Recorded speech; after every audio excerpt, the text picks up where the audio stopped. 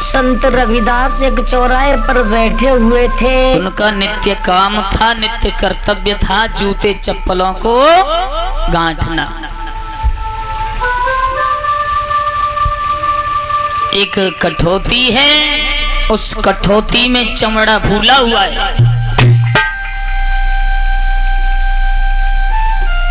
उनका कर्तव्य यही है।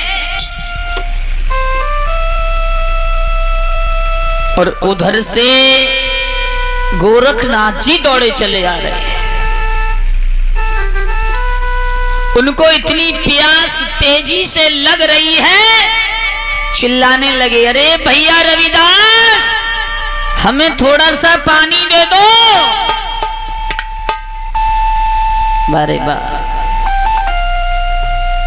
उस चमड़े के फूले हुए, उस चमड़े के उस भीगे हुए पानी को कटोरा में लिया और बाबा गोरखनाथ जी के खप्पड़ में डाल दिया। अब वो पी भी नहीं सके।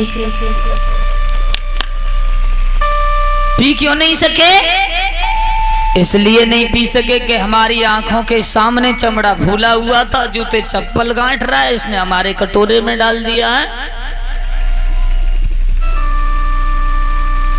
और डाल भी नहीं सके। बोले जाति से जाटब जरूर है, लेकिन डालूंगा भी नहीं इसे। प्यासे के प्यासे विस्मित होकर के आगे चले। और जब आगे गए विस्मित होकर के, घूमते घूमते कबीरदास जी के घर पहुंच गए। और जैसे कबीरदास जी के घर पहुंचे, बुरा वृतांत बता रहे हैं। आज मैं प्यासा भागा चला आ रहा था, मैं कहां पहुंचा? चौराहे पर रविदास चप्पलें गांठ रहा था। मैंने पानी मांगा और उसने मुझे फूले हुए चमड़े में से, कठौती में से जल दे दिया। अब ये रखा है और मुझे बहुत तेज प्यास लग रही है। वहीं बराबर में उनकी पुत्री कमाली बैठी है। बोले लाओ बाबा, बाबा को कटोरा लाओ। उस पानी को तो गिलास में करके खुद पी लिया और गोरखनाथ जी को दूसरा जल ला करके दे दिया। अब उसका जो विवाह हुआ वो मुल्तान शहर में हुआ।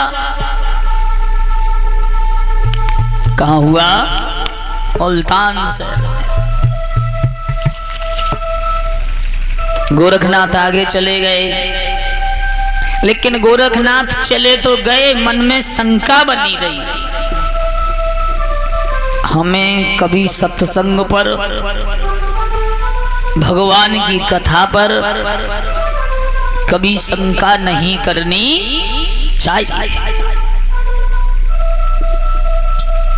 क्यों? उसकी माया का पार किसी ने नहीं पाया। अब जब लेके चले 1400 चेला संग में गुरु गोरखनाथ के, कहां पहुंच गए? गोरखनाथ वहीं पहुंच गए, उस मुल्तान शहर में। और मुल्तान शहर में पहुंच गए,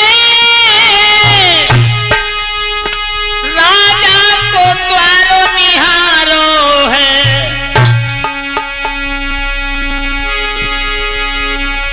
1400 चेला भूखे हैं, भोजन को दियो सहारो है।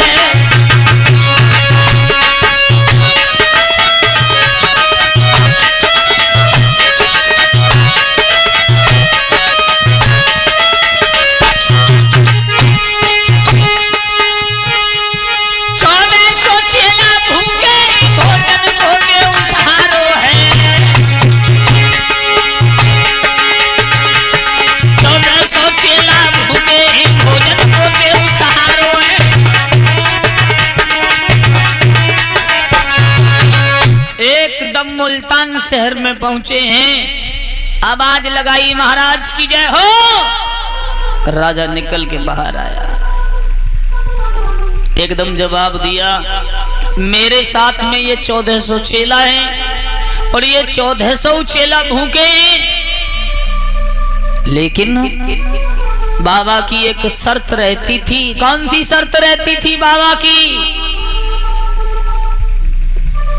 कि जो मेरे इस कटोरे को भर देगा, इस खप्पड़ को भर देगा, मैं उसी के घर भोजन करूंगा। लेकिन वो कटोरा कभी किसी से नहीं भरा। कितने दिन हो गए? 12 वर्ष। राजा दौड़ा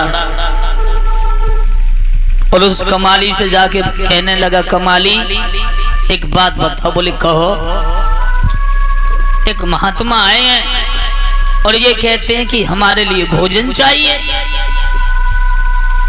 शर्त एक है कि एक कटोरा है वो अगर भर गया तो हम भोजन कर लेंगे, अन्यथा भूखे चले जाएंगे। 1400 चेला भी उनके साथ में। बारे बार कमाली ने उस परम पिता परमात्मा प्यारे हरि का ध्यान किया। स्नान नियम धर्म से भोजन को बनाया और कह दिया महात्मा जी को आंगन में बुला लिया जाए। अब महात्मा जी आंगन में आ गए।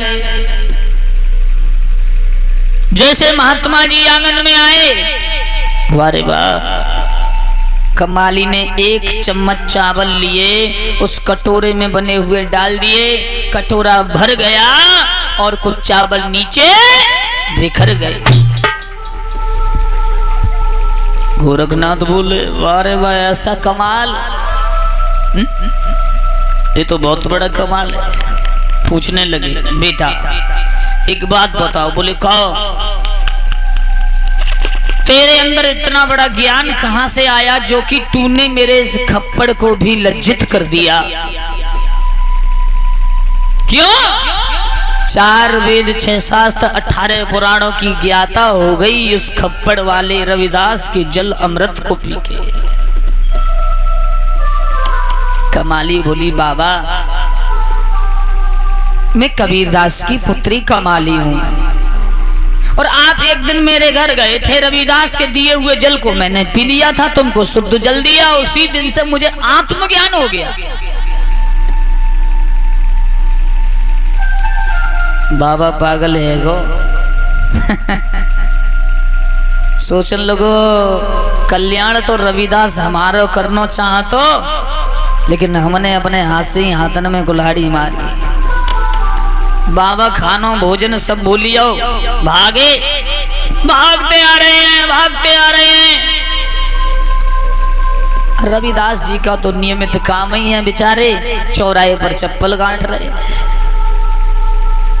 वहीं से चिल्ला रहे हैं, ओ रविदास, अरे मुझे प्यास लग रही है, पानी दे दो, पानी। रविदास कहने लगे, वाह, जब पियाते थे तब पिया नहीं, पिया पिया ने जान लिया, भूला योगी